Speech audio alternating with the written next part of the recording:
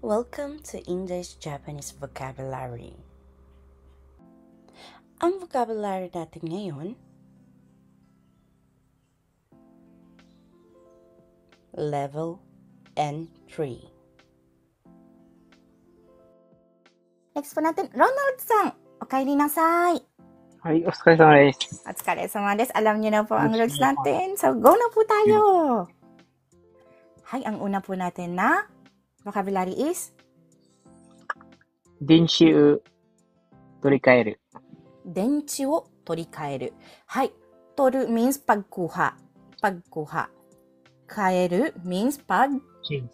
Hay, so pag sinabi pong 取り替える, magiging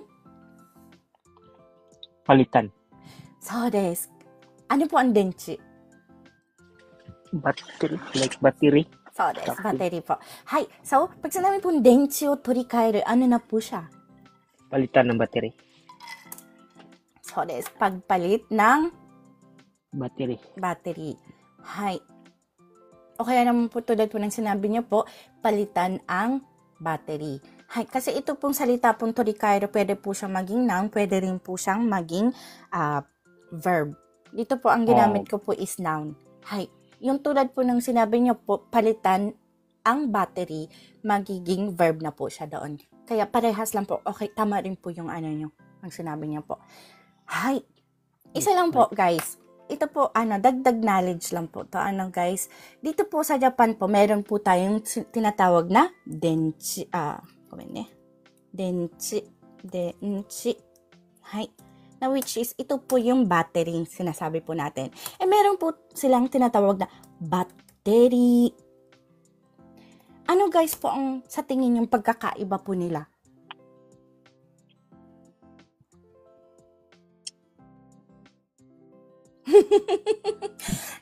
Walang sumagot.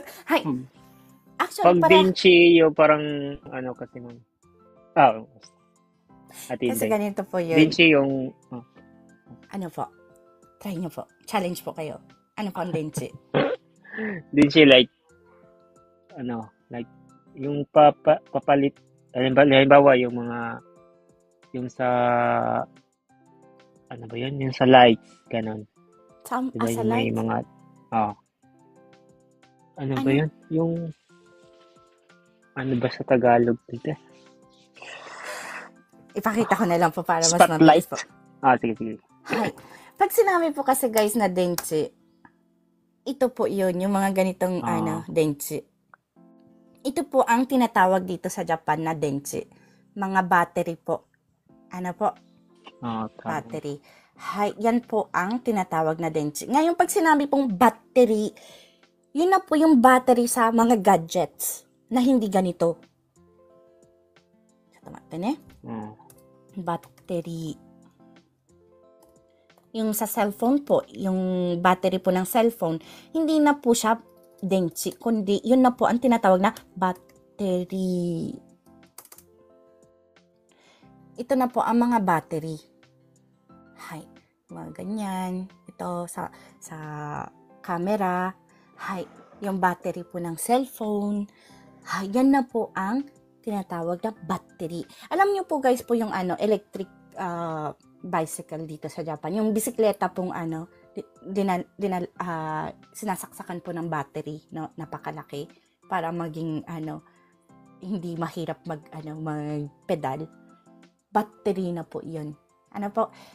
'Yun po yung pagkakaiba po nila. Yung pag sinabi pong denchi, 'yun po yung kandenchi. Yung una pong pinakita ko. Ito po ang denchi. Pag sinabi pong battery, ito na po yung mga sa sasakyan, sa cellphone, sa camera, sa mga gadgets. Yun na po ang tinatawag na battery. Kaya medyo ingat po tayo. Kasi ako rin po dyan po ako na nadapa nung una. Sabi ko, lahat binabattery ko. Sabi ko, battery. Kasi nalilito yung kausap ko. Yung pala, kasi pag sinabi pong battery, ganito, hindi pala ito. Ang tawag ko rin po dito battery nung una. Kasi hindi ko po alam yung pagkakaiba po nila. Ay, kaya baka lang po meron pong kaparehas kung medyo nadapa po sa sa battery at saka sa denchi. Yung po yung pagkakaiba po nila. Ano po? Hay, ありがとうございます。はい。はい、では次行きましょ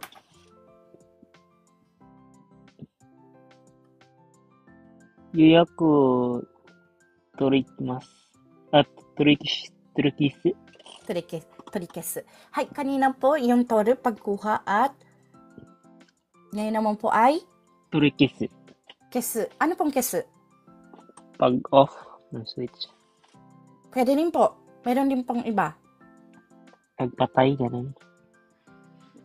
Sa Tagalog po, buburahin ang sinulat. Yun, bura po. Ano po? So, Bura. pwede po siyang pagpatay ng mga, pag-turn off, pwede naman po siyang to erase. Ano po? Or delete. Hay. Kaya pag sinabi pong torikesu, ano na po ang meaning niya? Parang burahin. Ganun. Hay. Ano? Or i-cancel. So, cancel po ang pinakatumpak po. I-cancel po. Torikesu. Hay. So, pag sinabi, ano po ang yoyaku? Yoyaku yung yung ano ang tawag yun? Yung parang nag-yoyaku ka sa restaurant, ganun. Nagkata sa Japanese Tagalog. pa rin po yun.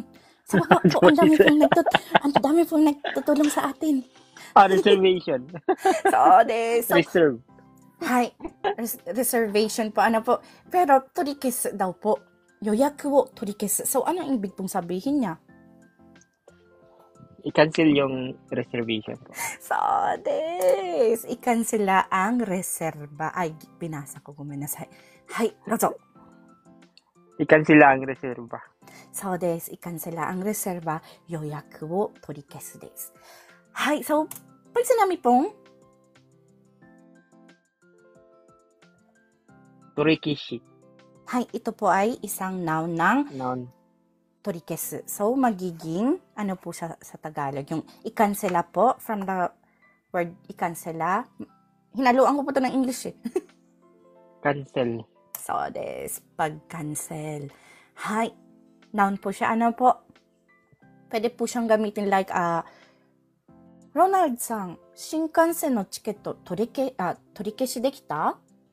Torikeshi dekita? Noun na po yun ginagamit ka doon. Torikeshi dekita? Na cancel mo ba yung ticket sa Shinkansen, sa bullet train? Ganyan na po siya. Hai. Datsugi desu.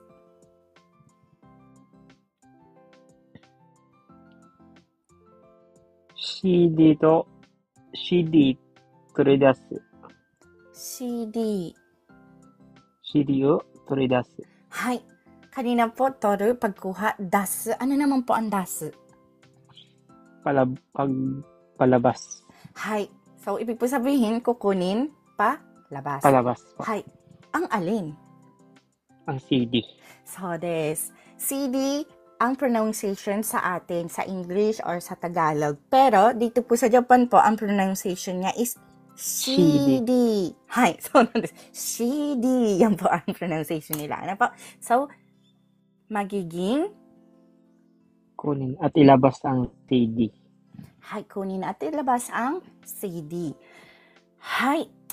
Diba, dondon ikimashou. Ngayon po, sonomamadasu. Dozo. Kodomo ga tobidasu. Hay. Kodomo ga tobidasu. Ganun pa rin po yung dasu. Ngayon, pinalitan po yung tori sa tobi. Yung root word po ng tobi is tobu. Ano po ang meaning po ng tobu? Lipad po, ma'am. Lipad o kaya naman po paglipad. Meron pa pong isa pong meaning po yan.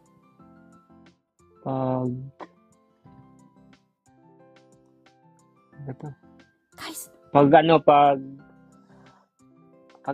ba yung tawag? Pag-akyat, Yung from the biru, akyat ka, ganun. Tawag doon. Chigaw. Yung malaglag. それは落ちるですね。はい。違いますね。Yung tobu means niya is paglipad at yung isa po is, ayan po sa baba po. Si Oragon-san. Talon nga. So, desu. Hai. Ambak. Hai. So, may image po natin yung bata biglang tumalon palabas. So, ibig po sabihin ay sumulpot ang bata. ay, sumulpot yung bata. Abunay ne. Kasi baka mamaya po masagasaan. Hay, kodomo ga tobidasu. Biglang sumulpot. Sumulpot po yung bata. Hay, kodomo ga tobidasu. Sumulpot ang bata. Hay, dawa tsugi ikimashou. Kanina po, tobidasu, biglang sumulpot po. Ano po, biglang lumabas po siya. Ano? Ngayon naman po, tobi, from the root word of komi, naging komu. Puru ni tobikomu. Ano na po siya? Ano ba lang? Puru ni lumangoy? Uyogu ka na, sore wa. Ano ba yan? Tumalon sa, pool? So desu ne. Tumalon. Pag sinabi pong, komu, sa dati po siguro pong, sa kanji po natin po yung natakil po, yung komu na salita po, pagpasok sa looban po, So, ibig po sabihin, yung pool po, pag-jump niya po, lulubog po siya eh. Pupunta po siya sa looban. Kaya, tobikomu po ang salita na ginamit po. So, para in simple po, sa Tagalog po, magiging tumalon sa swimming pool. So, tumalon sa swimming pool. Yun po yung magiging sentence po natin. Dito po kasi sa Japan po, yung swimming, tinatanggal lang po nila. Puru. Yan na lang po yung ginagamit nila. Puru. Puru iko. Pero sa totoo lang po, kung iko-complete po nyo siyang salita is swimming pool. Hi. So, des. Okay. So, meron po kayong katanungan about po sa Okay po, ma'am. Wala na po, ma'am. Wala naman Thank po. you po. Hi, guys, last na po tong vocabulary po. Baka po meron po kayong katanungan dyan sa baba. Wala naman po, Ate Inday. Ako nakikita mga katanungan. Ay, si Jake-san, tobikomu din po ba yung walk-in? Tobikomu. Pwede rin po. Hi, tobikomu. Sa crowd na lugar. Pwede po, tobikomu. Hi. Daijoubu desu yo. Okay po. Opo, po, Ate Inday. Thank you, Ate Inday. Salamat po. So, screenshot na rin po ba? Inday, paano lang po, pabati naman po sa iyong mga viewers. Hi. So, before po tayong mag-proceed po sa ating quiz po, nais ko pong bumati po. Magpasalamat po po sa 115 viewers po natin. Maraming salamat po sa mga nagtatap-tap po, lalo na po sa mga angels po natin. Maraming salamat po. Malapit na po maging 30. Oh, nag-35k na. 35k na po ang ating likes. Malapit na po para sa 100 likes pong goal po natin. Maraming salamat po. Maraming salamat din po sa nag-gift po, Ate Miss J. Maraming salamat po. Si Ate Miss J po, kapatid ko po siyang totoo. Maraming salamat po sa... maraming salamat po. Ni Taniel Sam po. Maraming salamat po sa Heart Me.